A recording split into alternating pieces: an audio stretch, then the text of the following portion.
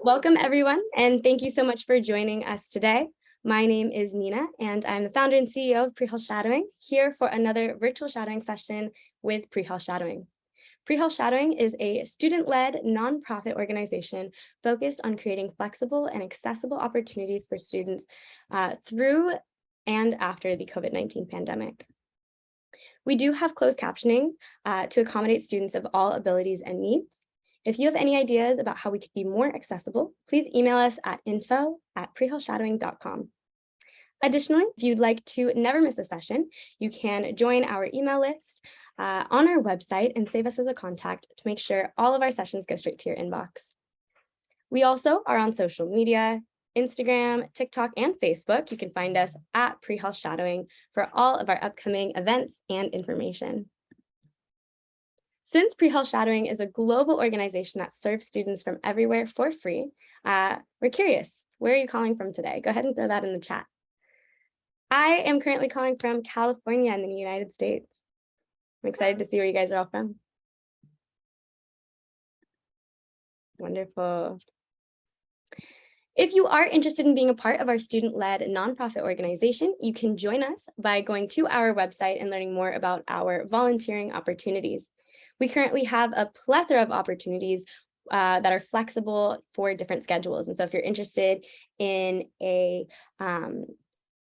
low hour per week commitment, low commitment, flexible hours, we do have asynchronous opportunities as well as project volunteering opportunities where you can collaborate with members of our leadership team. Additionally, you can join our leadership team if you're able to dedicate 5 to 8 hours on a weekly basis to help us develop the internal aspects of our nonprofit. Here are some of the roles that we are offering, and this is not just for individuals that are looking specifically to go into these domains, however, open to anyone that has any type of interest with experience or without experience. So if you're interested in, maybe touching your foot into video productions, grant writing, which is great if you're interested in research, other items like that, I encourage you to check out our website. If you are a high school student, we do have a high school program titled HTP, where you're able to establish a pre-health shadowing club on various campuses in the US. If you're looking to get published, we are taking articles, reflections, reviews, and success stories for our blog. You can submit your writing at prehealthshadowing.com/blog submissions. As I mentioned, Pre-Health Shadowing is a student-led nonprofit organization, and we rely on our community to help us keep our mission of equity and accessibility for students everywhere. If you are able to donate, we humbly ask that you scan this QR code and help contribute towards our mission. If you're unable to donate at this time, we completely understand. We do ask that you share our mission, our organization, and our donation link to members of your community, friends, and family. Thank you. For all the students joining us live today, I encourage you to type your questions in the chat. Our co-host will ask them during the second half of the session, which is our Q&A portion. And I encourage everyone to take good notes, because if you're interested in getting a digital certificate, there will be a post-shadowing assessment. So it's the 10 questions that will be offered at the end of the session today. If you pass with 70% or higher in 2 tries, you are eligible for a certificate that verifies your hours with us today. I would also like to ask, if you are able to turn your camera on, please do. Virtual shadowing is a very new thing, and it's really great to be able to see the students that are behind the screens. And that is all for our startup presentation. I would like to introduce to you our professional today. Thank you so much for joining us, Dr. Guevara. How are you? I'm great, thank you. And thank you for having me. I'm going to pull up my slides and we can get started. Feel free to put any questions that you might have throughout the presentation part in the chat, as was mentioned. And let's see, hopefully, yep, that should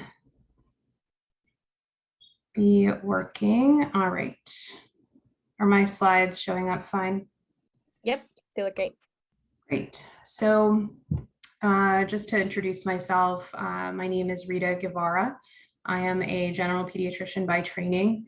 I am currently in Philadelphia working at St. Christopher's Hospital for Children. I wear many hats. I have different clinical and administrative jobs, and I'll go into a little bit more detail on what those are as part of my presentation. My pronouns are she, her, and ella if you speak Spanish. So we'll get started. So the early years of who I am and where I'm from, I was born in Peru back in the early 80s. And at this time, there was a lot of economic and political instability in Peru. And so my family made the really difficult decision to leave and start a new life in the United States.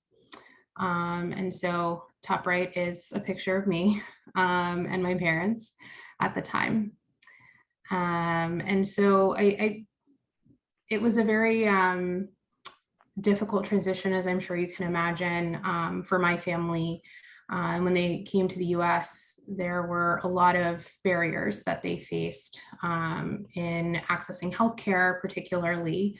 And one of the things that I remember growing up is that my parents would always say, you know, even though things are a little tough, at least we have our health.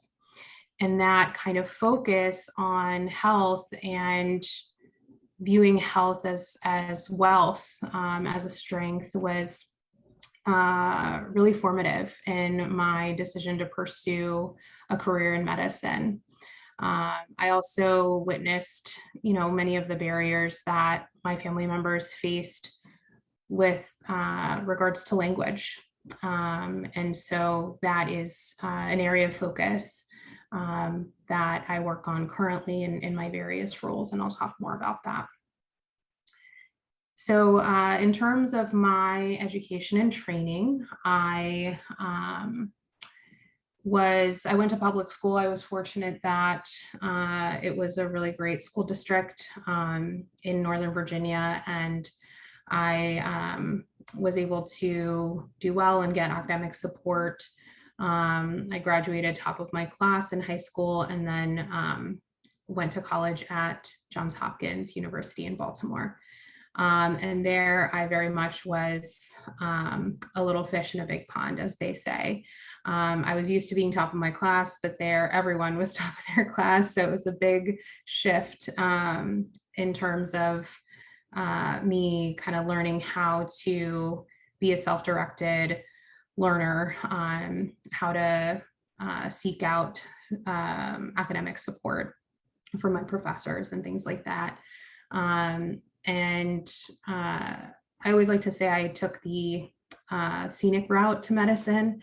When I graduated from Hopkins, I majored in biology and in French, and realized that I had taken a lot of wonderful opportunities in community outreach in Baltimore, and I'll share a little bit more about that in the next slide, but had not been able to excel in my science courses. And so my science GPA was not competitive for medical school at the time of graduation. So I took some time to get more clinical volunteering experience. I did a master's of health sciences through Hopkins, through the School of Public Health, and really worked on strengthening my my academics and my comfort in graduate level science courses. And so through that, I applied and didn't get in the first go around, but I ended up applying and being accepted into a program through Drexel College of Medicine called the Drexel Pathway to Medical School. And I'll share more about that. And that was my entry into medical school. And then I graduated and did my pediatrics training at St. Chris. So as you all are starting the journey to medical training or healthcare training, I think it's important for you to recognize how important all of your experiences are. So in Baltimore, this slide is kind of just all of the experiences, well, some of the experiences that I had. So I went to Hopkins. I also worked for a Latino nonprofit in Baltimore, so got a lot of great networking and community outreach experience there. I was involved in the Latino student organization. I founded a chapter of a Latina interest sorority.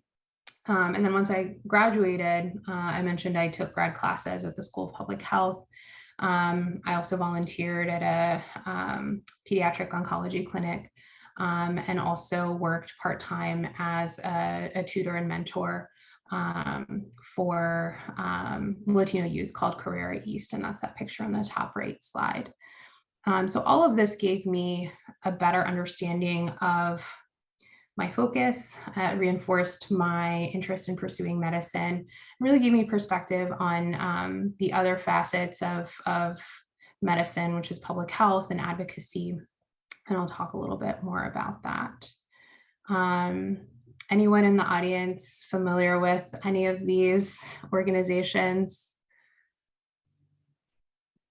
Let me see. Take a quick break. Just got some questions in there. Yeah. So yeah, as I mentioned, my master's was, I think, a necessary, for me personally, a necessary step to kind of prove to myself and to medical schools that I could handle graduate level coursework, right? And then my master's of health sciences was in reproductive and cancer biology. So really gaining more insight into that aspect of medicine and healthcare. And because it was through the School of Public Health, I got a little bit of exposure to public health courses as well.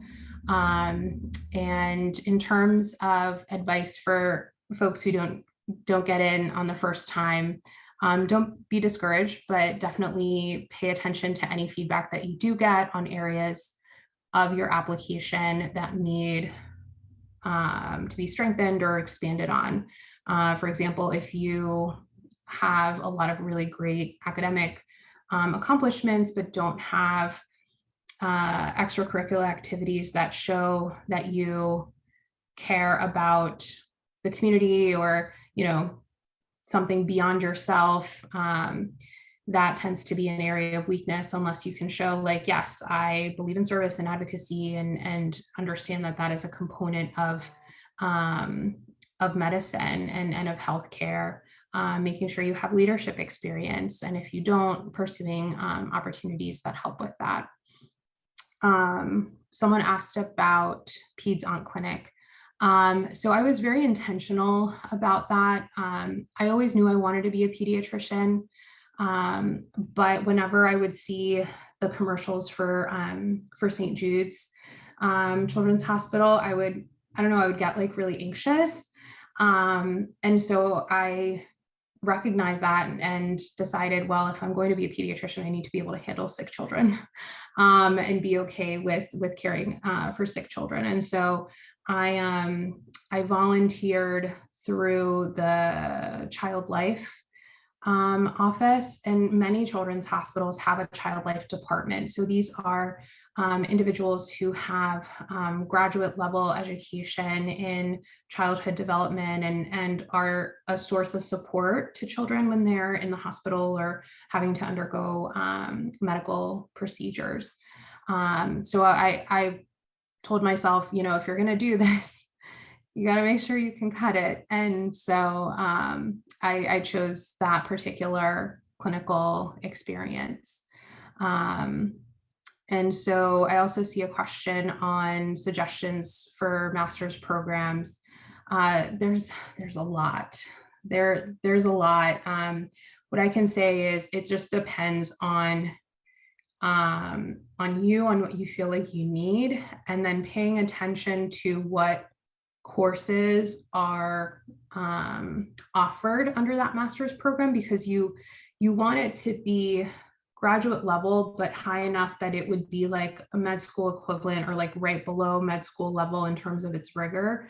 So just being aware of that, so that you doing that extra work and potentially paying that extra money is going to help you, because if you get a good GPA in a master's program that has kind of easier graduate level classes, it might not strengthen your application as much as a master's program with more difficult, more rigorous graduate level courses.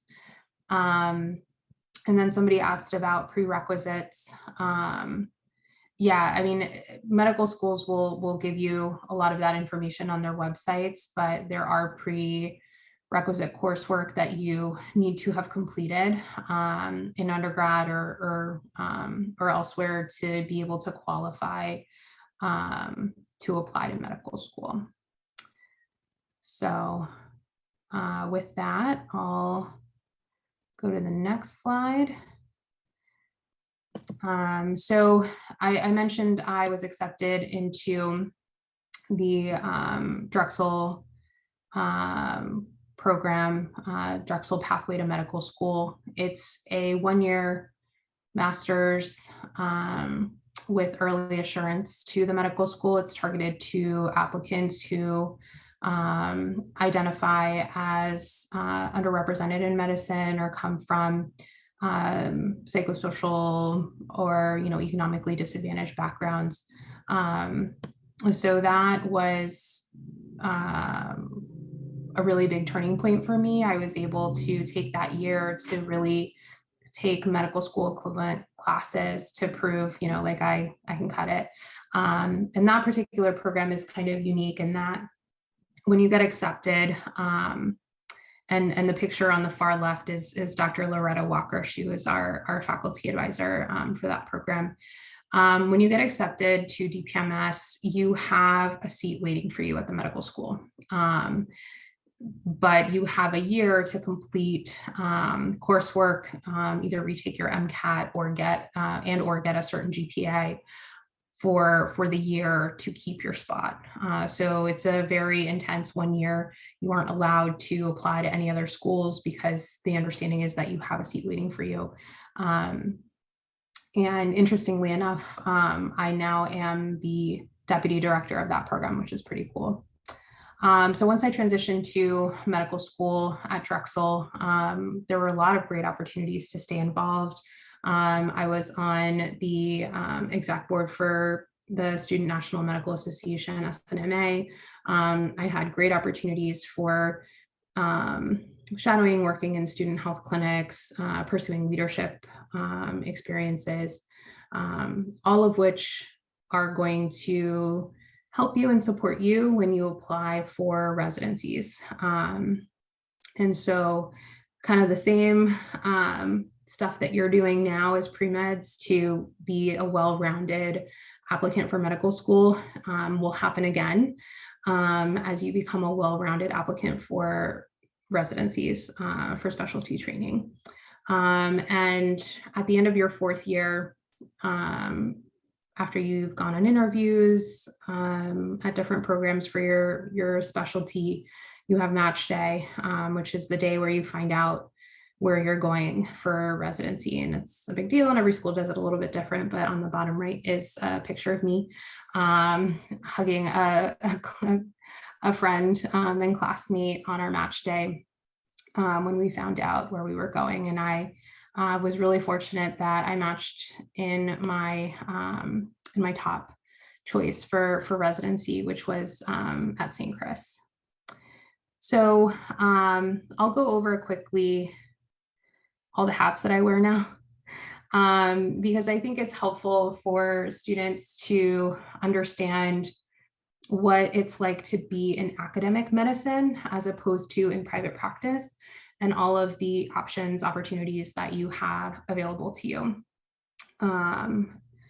So for my next slide, the Apple icon is for St. Chris. So I have lots of different roles and responsibilities when I'm at St. Chris, which is the standalone children's hospital where I work in Philly.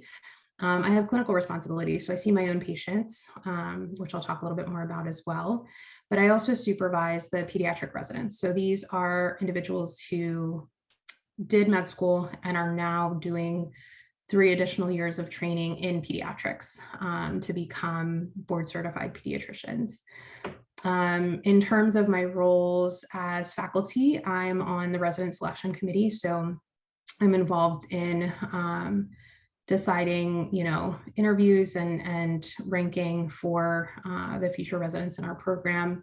I also continue to monitor their clinical progress throughout their 3 years as part of the clinical competency committee. I'm also involved in physician wellness. We have a committee in the hospital as well. I'm a mentor, and we have some formalized mentoring programs in our institution, and I'm a member of the core faculty. So I'm involved in decisions about the curriculum and resident education. And then my admin time, or my administrative time at St. Chris, I'm the director of health equity, which means I do a lot of different things, and I'll talk more about that as well. I also serve on the medical exec committee. So it's kind of like the SGA leadership, but for all of the physicians at the hospital, as opposed to all of the students at a university. I'm also on the Diversity, Equity, and Inclusion Leadership Council and Pediatric Advisory Council. So I work with other faculty and allied health professionals in making recommendations on hospital-wide changes. In terms of all of my jobs at the med school, so I work 2 days a week, 1.5 to 2, depending at the medical school. I serve as the faculty advisor for a variety of student groups, and I'm also in charge of the first-year medical students who volunteer as medical interpreters at St. Chris. I'm also on the admissions committee for Drexel College of Medicine, and I lead a small group of 3rd years in a course that's called Professional Formation. In terms of my admin roles, as I mentioned, I'm the Assistant Dean of Diversity, Equity, and Inclusion. So I meet with medical students, provide additional support and resources, and also am involved in faculty development. I work with other colleagues at the medical school on a grant that we received for developing an anti-racism curriculum. And as I mentioned, I'm also the deputy director of the DPMS program, of which I'm an alum. And then kind of looking more broadly, as a pediatrician, the American Academy of Pediatrics, which is the organization that all of us pediatricians belong to, I am a board member of the Pennsylvania chapter of the American Academy of Pediatrics. So a lot of great opportunities for advocacy and education. I've given a few talks to pediatricians around PA through that as well. So in summary, I'm very busy. I have an opportunity to do a lot of education and networking and mentorship. And so it's a pretty great mix of things. I put on here an admin day in the life just to kind of give you a little bit of a peek. So today I did set some time aside to do some board certification. You have to do certain questions from the American Board of Pediatrics to keep up your board certification. So that's important. So you got to make time for that. And then I had a few meetings with students, and then a medical school meeting. It's on there twice. I guess it was a duplicate meeting. And then I had a lecture that I gave to some pediatric senior residents, so 3rd-year residents in their final year of PEDS training. And then had a meeting with other folks in the med school and graduate medical education for our health system to try and figure out some good opportunities for collaboration. DPMS is the Drexel Pathway to Medical School program that I mentioned earlier. All right, so I kind of talked about the business admin side of things. I'm going to transition now to talk a little bit more about the clinical aspects of my job. And so I'd like to start off with talking about my patients. So big disclaimer here. There are a lot of facts or data points on paper that can lead to barriers to healthcare and healthcare inequities, right? And the community that I serve, on paper, they have a lot of those healthcare inequities, but that by no means means that these families aren't resilient, that they aren't doing amazing things and raising amazing children. So I always want to remind people that our patients are so much more than their numbers, right? So looking at the data for the patients in the community that I serve, which is in the northeast part of Philadelphia, there is a higher than state average rate of children living in poverty, of food insecurity, single parent households, access to education, completion of high school education and graduate as well. And all of these factors and more affect a person's health. And so we've seen studies dating back to the 90s on how adverse childhood experiences or ACEs can significantly affect a person's health, especially if any one person has more than 4 of these events or experiences. And so a lot of people who live in the community where I work have 4 or more. So their life expectancy and their the quality of health and their access to health is significantly impacted. So I'm going to focus a little bit more on ACEs in case there are folks on the call who are not familiar. So on the left-hand side is a list of the adverse childhood experiences. And then on the right-hand side, this map represents Philadelphia County. So the city of Philadelphia, essentially. And the darker the green, the higher percentage of folks living there that have 4 or more ACEs. And we know that that contributes to a decrease in health and quality of health. And that is where my hospital is located.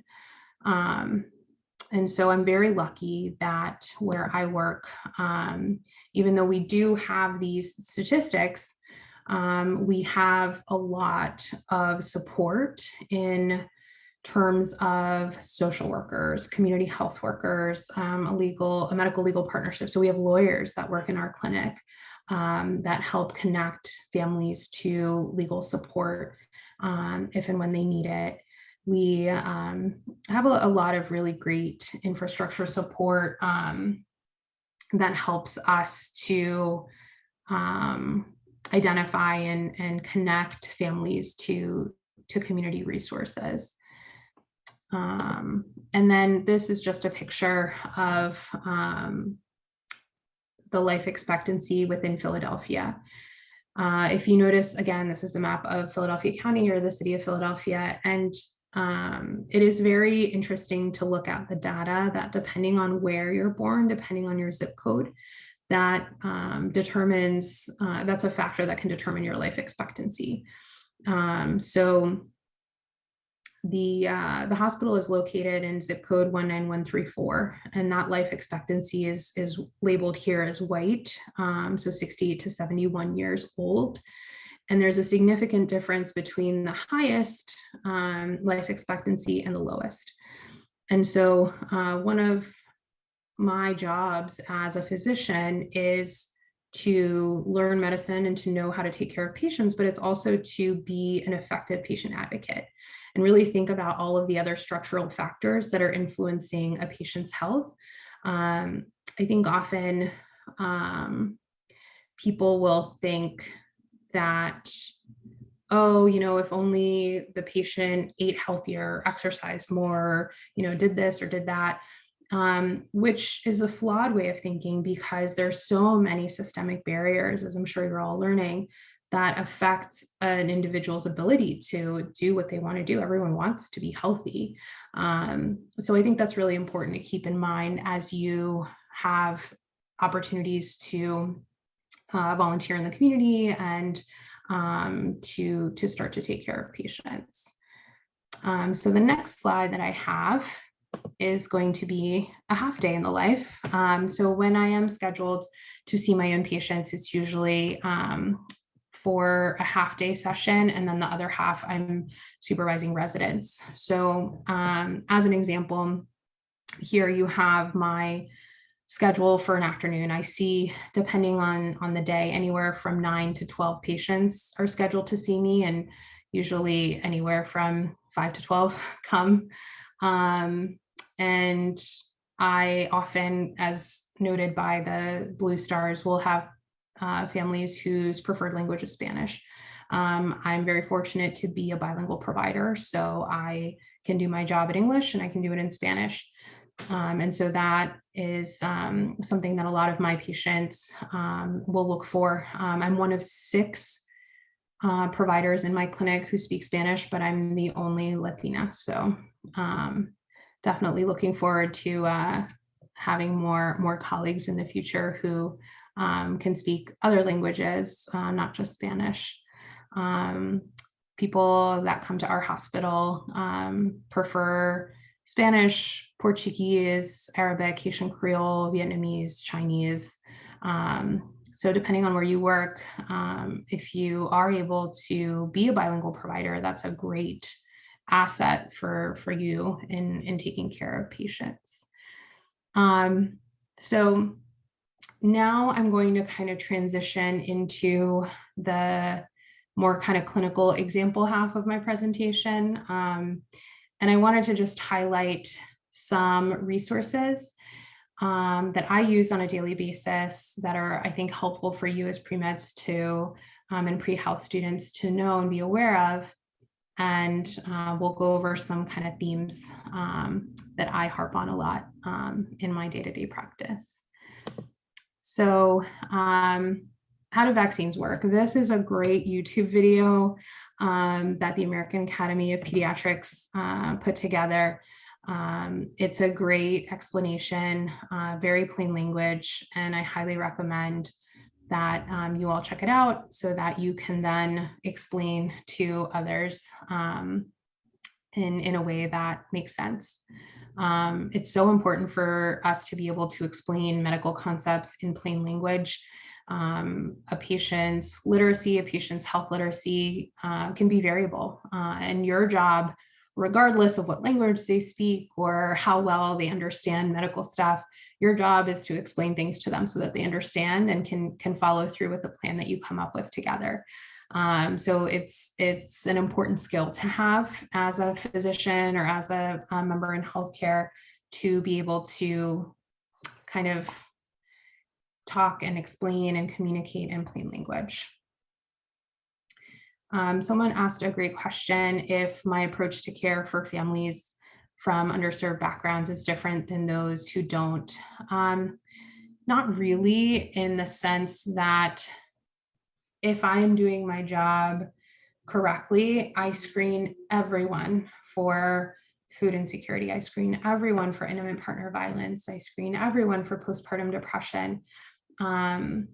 But in my mind, I also know that depending on where a person lives or what their experiences have been, how I have conversations, I'm much more intentional, and I'm intentional with everyone.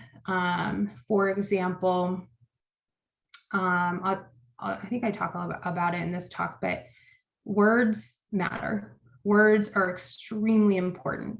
How you word something can make a huge difference. And I don't necessarily word it differently if I'm talking to someone from like a zip code that's right around the hospital versus one of those other zip codes that you saw on the previous map. It's more that because I know that some people have these experiences and these traumas, my approach to clinical care is very intentional. So I hope that answers your question. And then for the sake of time, I'm not going to show the video, but just know that it's really cute. And then this is a resource that you can get from the CDC. And we use the CDC to help us determine the vaccine schedule for children and for adults. So this is just the example of a handout that I will often print for families so that they kind of have an idea of what to expect. So the CDC is a great resource. If you're interested in learning more about developmental milestones in children, they also have a really great webpage on that, on developmental milestones that you can Google. And then one thing that I discuss often in my practice as a pediatrician is there are families who have just general hesitancy towards childhood vaccines.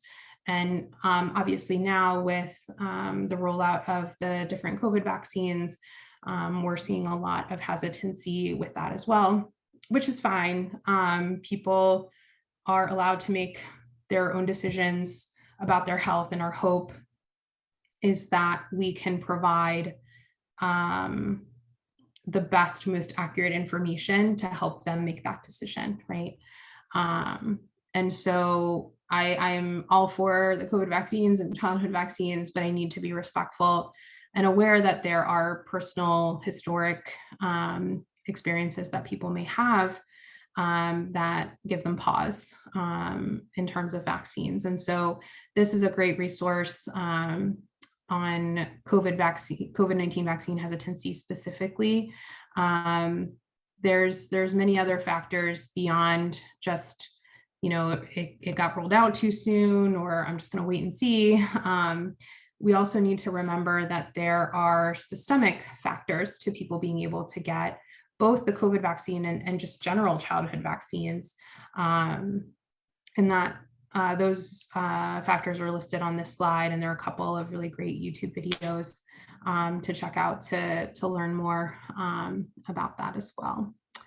Another website that I use often in clinic, and I just used it yesterday actually for a Spanish-speaking preferred parent, is this website called greaterthancovid.org. And they have videos on vaccine facts for COVID. And they have it in different languages. Well, they have it in Spanish. And you can also browse by topic if you're looking on information for the vaccine for pregnant people versus children. So that's a great resource.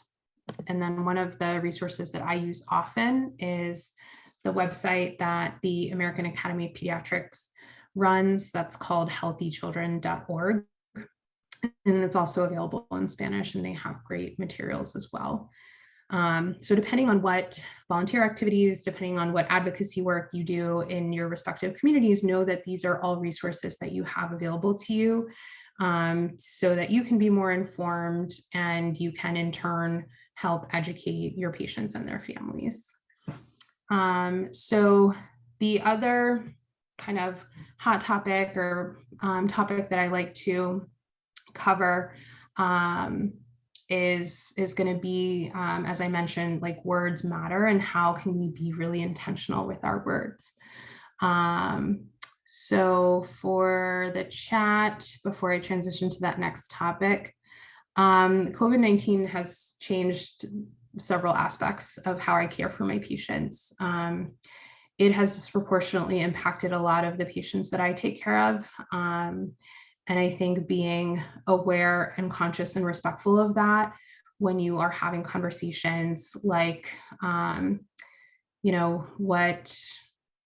are you buying at the grocery store? Do you have barriers that prevent you from being able to buy the food that you want, or to be able to make home cooked meals as opposed to buying, takeout or fast food out of necessity. So I think it's been very, very difficult to see how devastating the pandemic has been on families, and really just important to work with your patients and their families on what makes the most sense for them, right? You'll learn about medicine and about healthcare, and all that's theory until you sit down in front of someone and propose a plan and they tell you if it's feasible for them or not. So that's kind of one of the big takeaways, is having the humility to know that you're a content expert, you're a consultant, right, in your various roles in healthcare, but you need that other piece. You need the input from your patient and their family to come up with a good plan that's going to work and going to make sense for them. And then there's another question. So there is no research that confirms that the MMR vaccine causes autism. That's not true. It's been debunked. And the person that practiced medicine and talked about that is no longer a physician. So my job is to inform patients about the vaccines, what it will do, what it will not do. And at the end of the day, the parents are the ones who make the final decision. But for the record, no vaccine causes autism. So let's transition to the next kind of topic or set of slides. So when we're thinking about our roles in healthcare, I wanted to outline that there are really important ways that you can word things in medicine to make sure that you're being inclusive and that you're being anti-biased. So when you are referencing a group, I think it's important to be really specific when you're talking about people or groups, as opposed to being general, by saying, underserved populations. Can you be more specific? What specific structural barriers are in place for them? And when people experiencing barriers or people with less resources, that's different than vulnerable or marginalized, because it's kind of obscure. So you want to be really intentional with how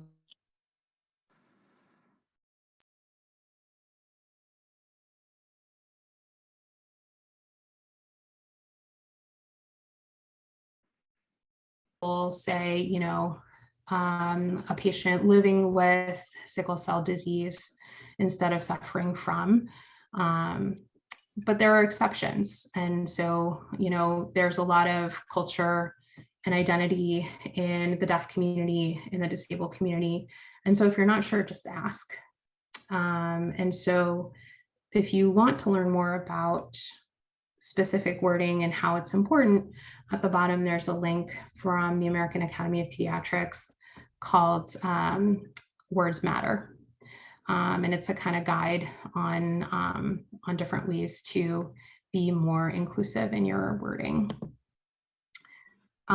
You can also keep in mind the following things that will improve healthcare equity. So we want you as future healthcare workers to recognize that communication matters, and framing of your written communication and your verbal communication can either promote bias if you aren't being intentional, or it can eliminate bias.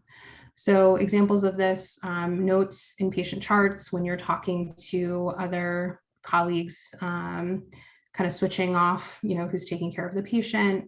And then, recent legislature has allowed families and patients to access their records. So you want to make sure that what's written in there reflects the conversation that you had with that person. Always know that there are existing power structures that are going to affect communication. Some patients might not feel as comfortable questioning a person in an authoritative role, like a provider or a nurse. And so you want to be aware of that and give opportunities for patients to ask questions if they have it. And it's important to kind of do the individual work to reframe our own biases, our own judgments. And then the final topic that I always like to highlight is caring for families with limited English proficiency. There's a great YouTube video that highlights this, that for the sake of time, I'll skip over, but know that it's there for you to watch. There are requirements from different governing bodies on what hospitals are supposed to do in caring for someone whose preferred language isn't English. So it goes beyond doing the right thing. It's actually the law.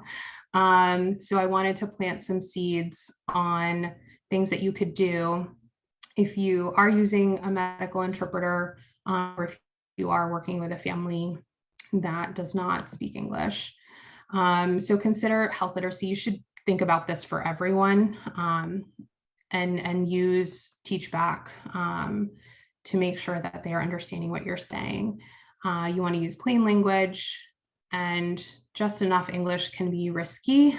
So just because someone can register their child in English, or talk about what medications they're on, doesn't mean that they can explain to you the symptoms that they've been experiencing recently. So that's something to always keep in mind. And then you always want to document when you're using an interpreter in the note.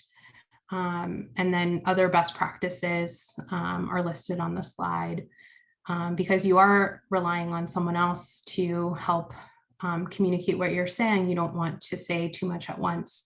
And you want to give the interpreter time to interpret what you said.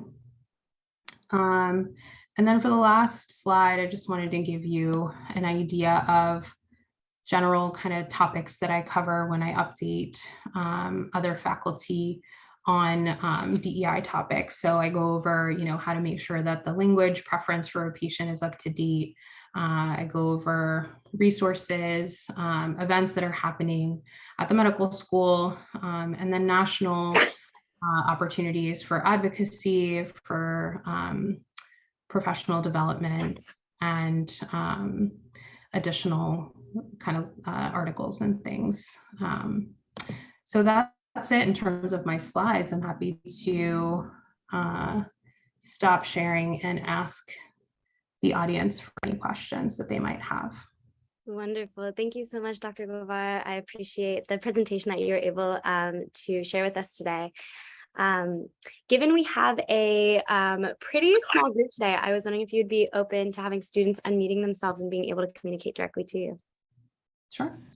Wonderful. Awesome. So we do have a question with a raised hand. So go ahead. You may unmute yourself and ask your question.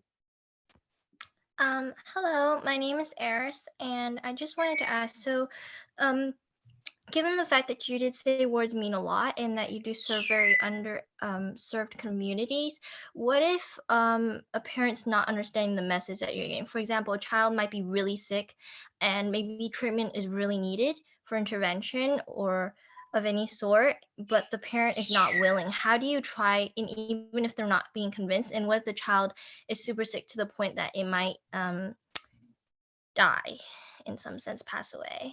And how do you deal with that?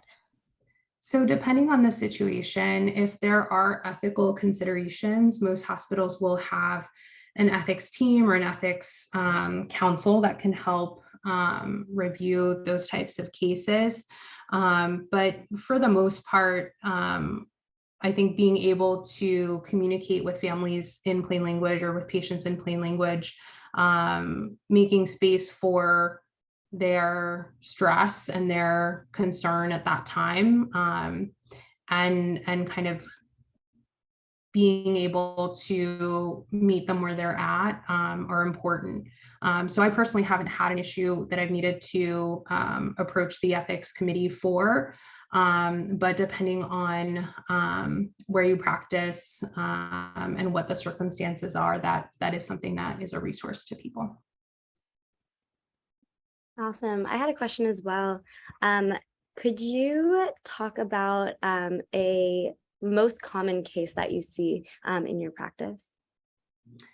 Yeah, so I would say one of the common things that we're seeing now this time of year are pediatric patients who are coming in with colds.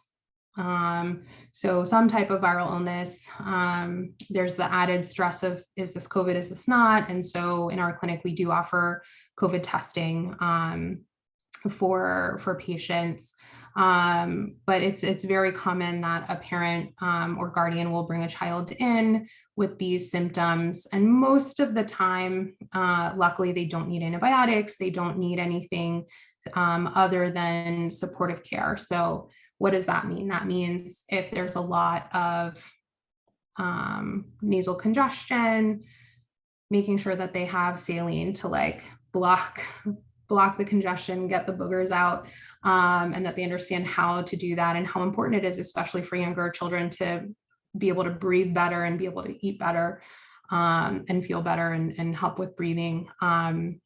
Making sure that they have a thermometer at home that works. We give out thermometers all the time, digital thermometers, to make sure that they can keep track of, temperatures. And we say, like, if they have fever for too many days in a row, like, come back, and how are they supposed to know if they don't have something to measure the temperature of their child? So I've sent Pedialyte, Tylenol, all kinds of stuff to the pharmacy. Once you're out of the neonatal tiny baby period, you're allowed to have a fever. It's your body's way of arming an immune response. But if it's affecting your eating or, making you really uncomfortable, you can have some Tylenol or Motrin, depending on your age, to help with that. And so those are examples of supportive care measures, making sure that the child doesn't get dehydrated. So a lot of that involves not just saying, oh, they just have a cold, they're fine, but saying, you're right, I can tell that your child is sick. Luckily, they don't need antibiotics. Here are the things that will help them get better in the next few days. And so what can I send to the pharmacy for you? What do you need from us?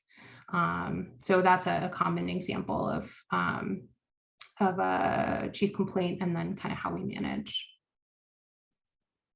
Thank you so much. I see that we have another question from Eris. Go ahead. Also mentioning back to that you serve these communities who might not have proper basic medical care or access to it. How do you deal with the finance part? I know you're a doctor, however, what if they don't have health care? How do they, you still need to earn your pay as well as being a doctor, but what if they come in and they really are very sick, but they can't really care for the medical expenses of it?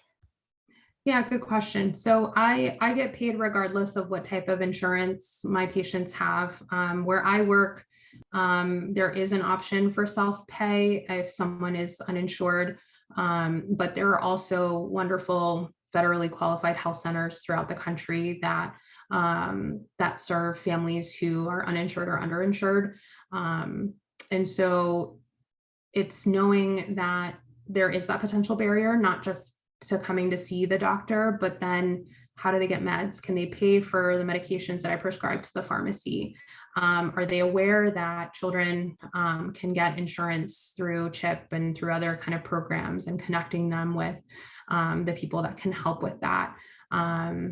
There's one of my colleagues does a lot of great work with financial advocacy and works with a community organization that helps pay or dispute medical bills for patients. So it's important to be aware of barriers and try to identify them, but also to know what resources you can provide.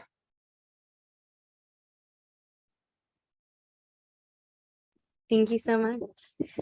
It looks like we have another question here from Sidi. Hi, I was wondering what your number one piece of advice is for someone who's planning on applying to medical school next cycle. Yeah, so if you're planning on applying next cycle, have a good idea of what components of your application you have already strengthened and what you can work on strengthening during the application process, right? Because it's one thing to be like, oh, I know I need more community service work, for example. And on the interview trail, if you get interviews, you can say, and I'm currently volunteering at this, or I'm doing, these other things, or you can send updates to your program. So even if there's some aspects of your application that are kind of a work in progress, if you have a really good plan on what you're doing to strengthen that, and it's something that you communicate to medical schools, that can help. But yeah, and make sure that you're getting good advice from your pre-health advisors. And if you feel like you're not, there are opportunities outside of your program that you can access. Great, thank you so much.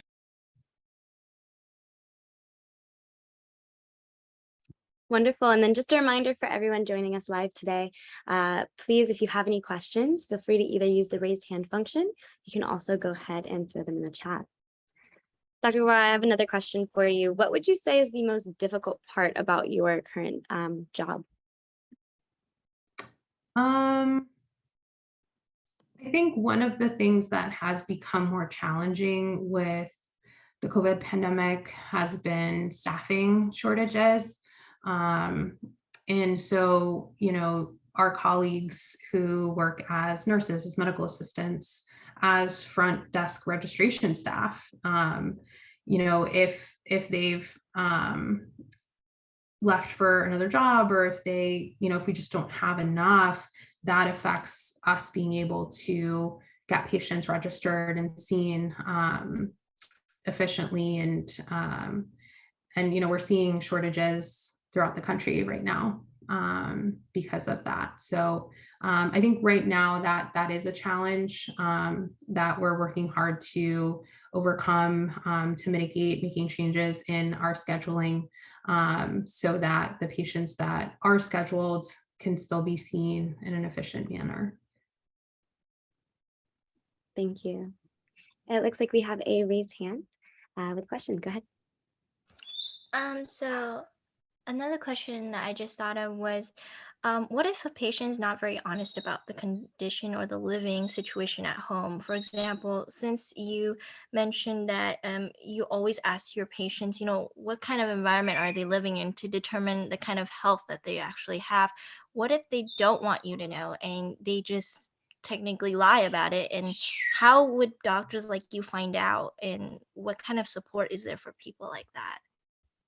So one thing that is important in your work as a physician is, you can ask and screen for barriers to healthcare, but you can also just offer the resources and say, here's our newsletter, here are a list of community resources in case you need them, or in case somebody that could use them. And so we've moved to doing that in addition to assessing like one-on-one, like, hi, I'm going to recommend this for you. Are there any barriers to you being able to get the medication or things like that? And so I think there are a lot of reasons why that could happen if it's a mixed status household. And for example, I will often, if a child is having developmental delays, I will refer them to a program from the city's health department to do an evaluation of their development and determine if they need like speech therapy or physical therapy. And they go out to the family's home to do that. And so a parent could be like, yeah, no, I don't want that. And it might be because they don't feel like it's needed, or they don't want somebody to come to their house, right? And so my job is to say, like, this is what I recommend. Here are your options. We can do this program where for free, someone will come to your home if that's more convenient, or if you prefer, you can come to the speech therapist here at the hospital and get the evaluation done there. And so it's important to kind of know what potential barriers people might have, but also be very transparent with like what people's options are. So they don't have to necessarily tell you everything, but they need to be given the options so that it's not like I am going to access care versus I'm not, but like here are different ways that I can do it, and I don't have to tell my business to people necessarily if I don't want to. Yeah, I totally agree with that. Just following up on that comment that you made, what if they do decide, but they just never come and it's starting to get worse? How do you approach something like that? So, for example, you recommended it, they said they were going to go, but the doctor or the person who's in charge of the treatment is saying they're not going and it's just starting to deteriorate. Does the ethics team come in, or how do you try to convince them of that as well? Depends on what the plan is. There are times where we will get DHS or Child Protective Services involved if we feel like the child is in danger medically, or if there is concern about neglect, medical neglect. But that's usually a last resort. We are fortunate to have social workers that help us work with families. Often there's a transportation barrier, or they work long hours and they don't have the luxury of calling off to make it to an appointment during business hours. And so kind of trying to figure out what the underlying causes are important. And I'll often ask families like, oh, last time we talked about this, I noticed that they haven't gotten the blood work yet, or you haven't had a chance to see the specialist. What can we help you with? What's been difficult for you in accessing that? And sometimes it's not understanding the importance or the severity of it unless you explain it. So there are a lot of reasons. And so being persistent, being non-judgmental, and really trying to get to the bottom of the barriers is important.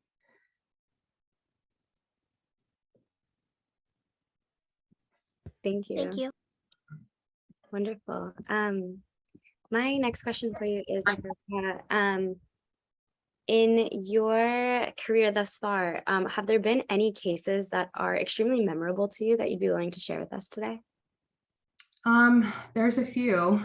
One that comes to mind, there was a family that was vacationing in Philadelphia from outside of the country. And the child fell ill, had to get admitted and stay in the hospital for a few days, had an infection that needed antibiotics. And the infection was resistant to a lot of the regular antibiotics that we would have given, that we could, send them home with liquid medicine or pills. It had to be given through an IV. And so in order to treat this patient, they had to stay in the hospital for, I think it ended up being like 3 weeks to treat the infection with IV antibiotics. And this family was only supposed to be vacationing for a week. And the parent expressed, they were really concerned.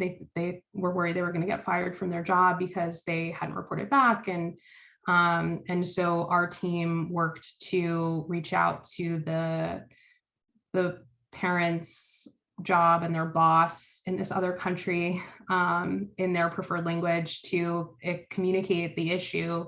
And we worked with our case management and social work colleagues to have a good plan of like, when they get discharged, how are they going to follow up back in their home country? And so that was really memorable because it was just things that I hadn't had to deal with before up until that point.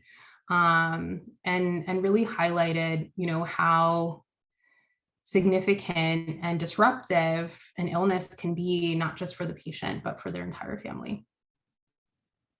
Wow, thank you for sharing that with us. It's really great to hear that the team that you're collaborating with was able to provide that for the family. And I think that's really wonderful that they're able to go that extra step.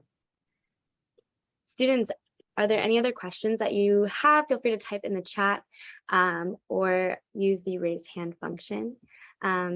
In the meantime, I'm interested in learning a little bit more about if you've had any experience with research, either in your undergraduate or years through medical school, or if you collaborate with individuals that are currently conducting research and kind of how that looks. Yeah, a lot of my research experience has been through clinical research and through quality improvement. And when I was applying to medical school, I worked as a research recruiter. So I worked in an ER outside of Baltimore, recruiting patients for a study. And so that was pretty cool. And I got to, talk and interact with patients face to face, and got to participate in some pretty cool clinical research there. And then in medical school and in training, I did a lot of quality improvement research, just on kind of how to improve systems, how to address patient safety concerns. So that was really interesting. I've never done like classic bench research. And I know that that's a great experience for those who have it. It was just never an area of research that I was interested in. And then more recently, I've been more involved with education and faculty development than I have clinical research. But that has still given me an opportunity to be a mentor and to advise residents and fellows who are conducting research. So just kind of giving my input as a general pediatrician, as someone with experience in diversity, equity, and inclusion, and language equity. Thank you. In the chat, we have a question. What got you interested in this field? In pediatrics, I was always kind of interested in medicine, but felt like I had an opportunity to do a lot more preventive care if I worked with pediatric patients, and would hopefully be able to prevent chronic medical problems in adulthood, like hypertension, diabetes, things like that. So that was something that that I really enjoyed, and I've always worked as a babysitter, worked with children, so that was something that I was always comfortable with. I know sometimes people will get anxious when they have to care for children, but it's always been a part of what I've done, so it was a natural field for me. Thank you. Could you tell us a little bit more about your experience working with residents? You mentioned earlier that you oversee residents in your department, and I'd love to learn a little bit more about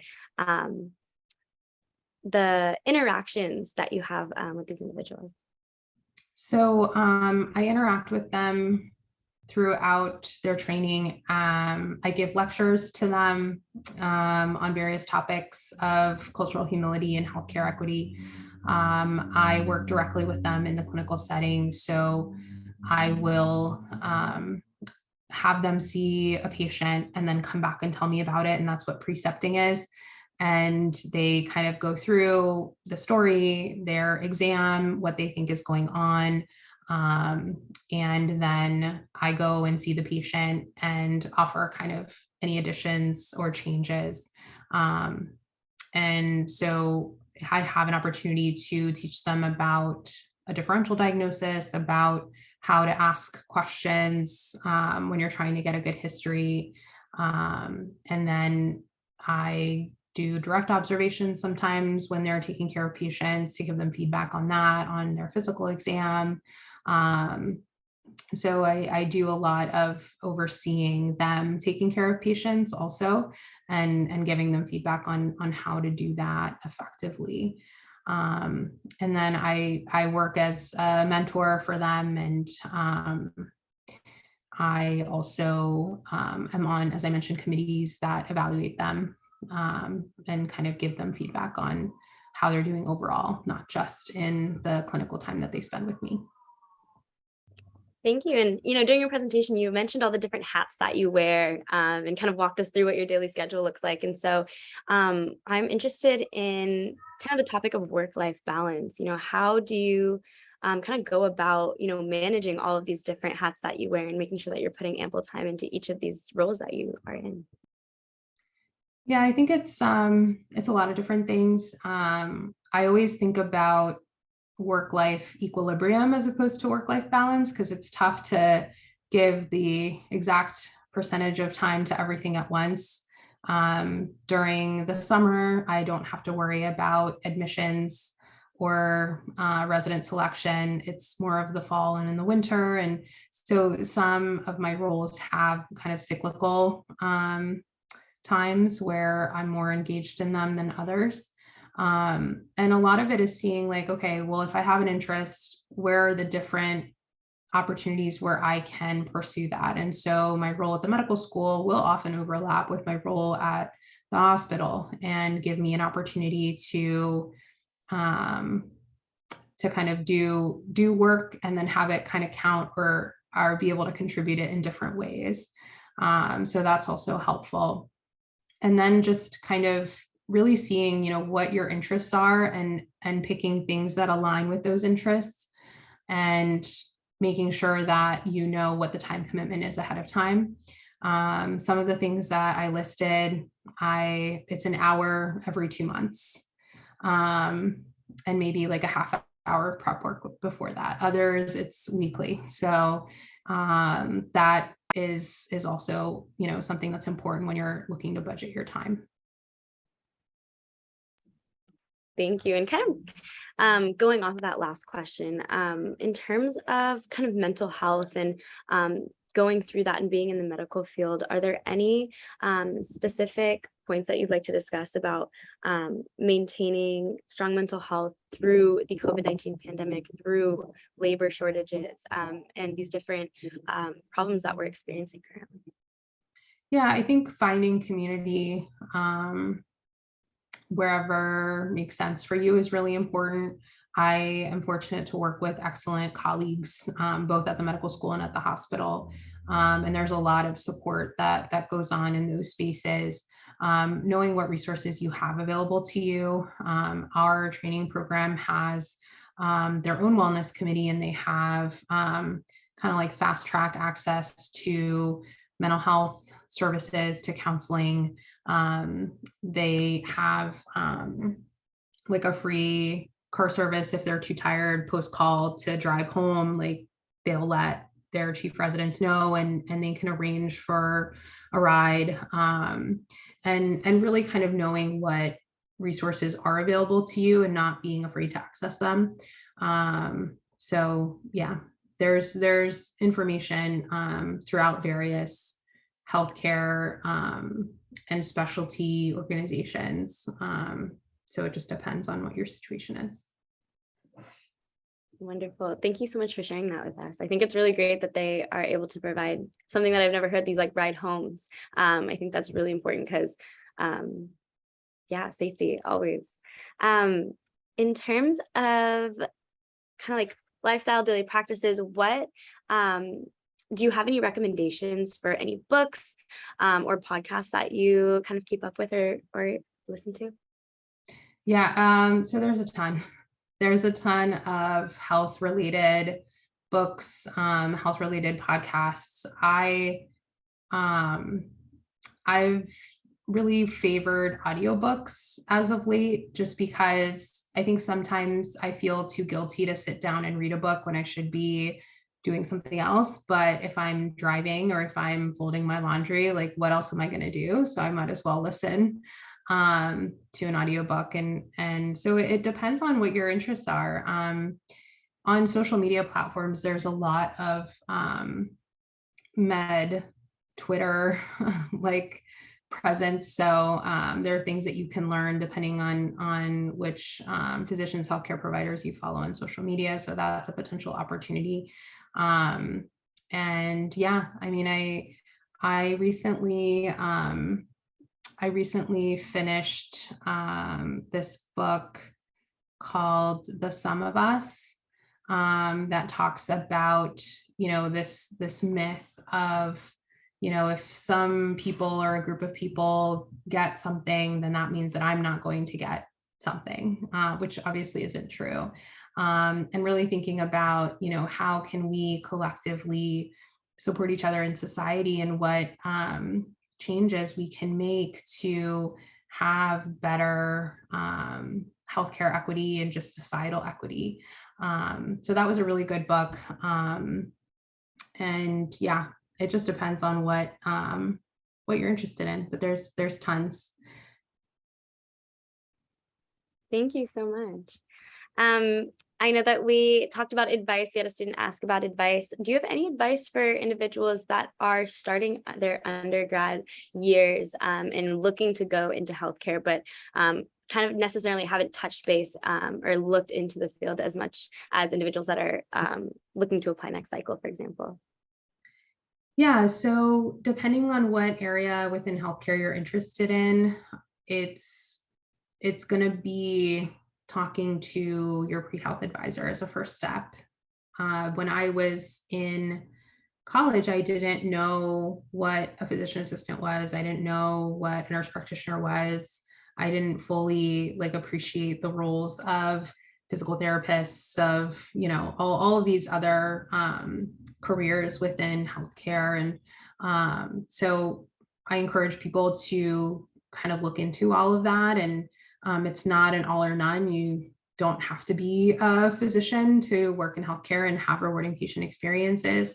But if you're not sure, read about it, kind of get connected with people on campus or nearby, with your advisors, to at least show you what is an option. And then you can focus more specifically on what interests you.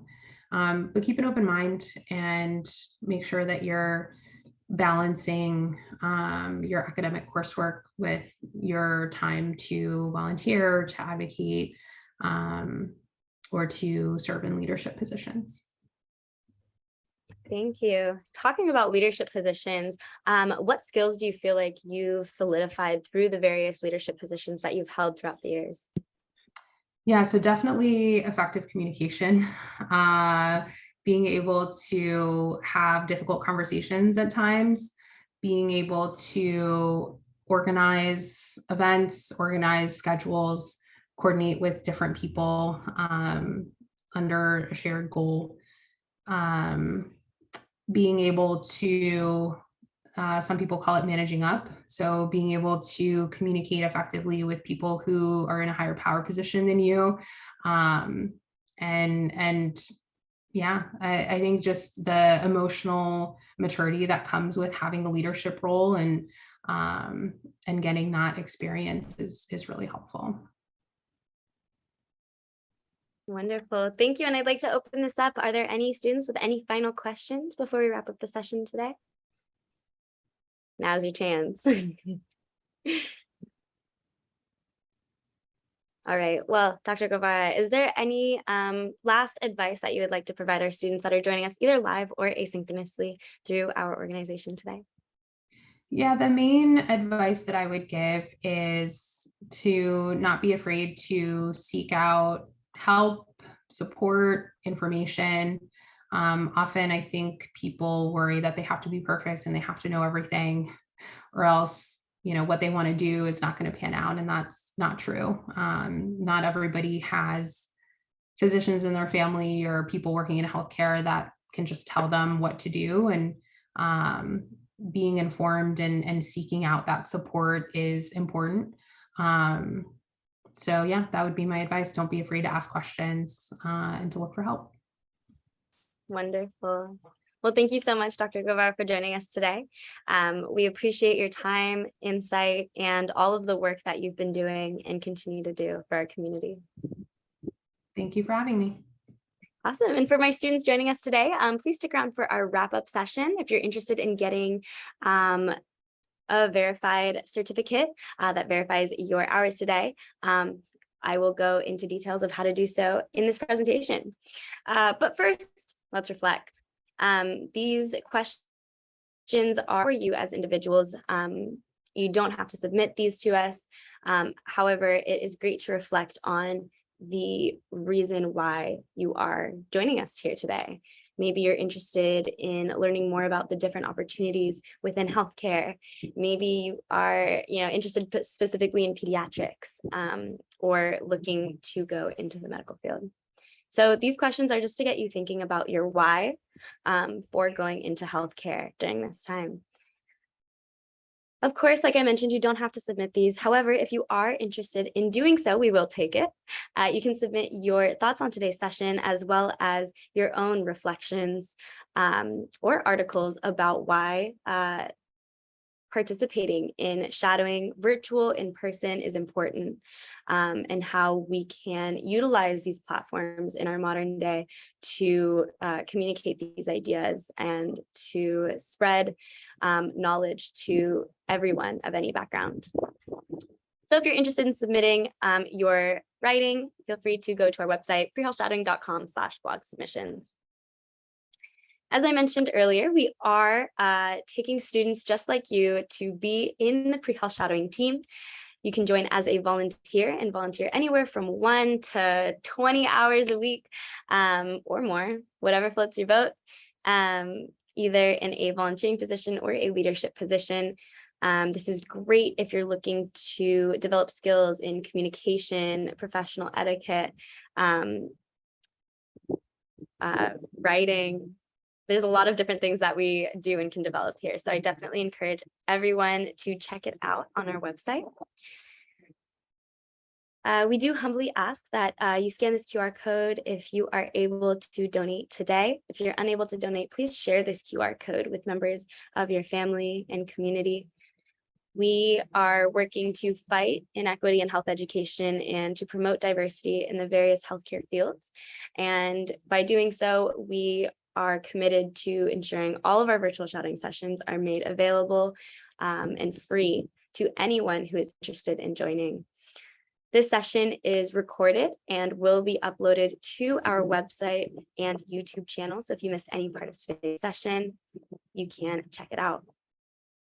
Now, for the moment we've been waiting for, to earn a digital certificate, you will go to our website and you will find our professionals page on our website. It should be at the top of the homepage.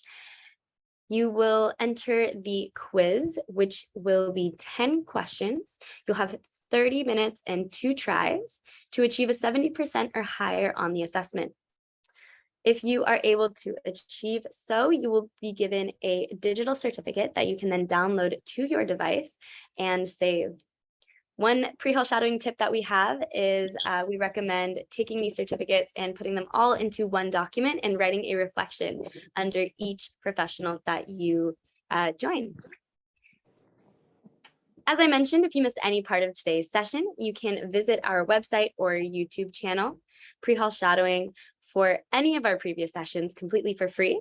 We have a lot of different sessions with a diverse range of healthcare fields, specialties, and backgrounds of our professionals. And so I definitely recommend, if this is your first session here with Pre-Health Shadowing, to check out some of our previous sessions to gain more insight. We do have sessions happening all the time, so you can check out our website, prehealthshadowing.com, to check out our future sessions, as well as our archive sessions. We come up with new sessions all the time, and so if you're also interested in making sure you never miss a session, I encourage you to register for our email list, which can be done so on the website. That is all for today. This is our virtual shadowing session with Pre-Health Shadowing. Again, my name was Nina, and I am the founder and CEO of Pre-Health Shadowing. If you have any questions, feel free to stick around. You can ask our student team. And if Dr. Guevara is still available and you have any questions that you were not comfortable asking on our live session, you may do so now. So let us know if we can assist you in any way. If not, this is the end of our virtual shadowing session and you may disconnect from the call. Thank you, everyone. Hope to see you next time.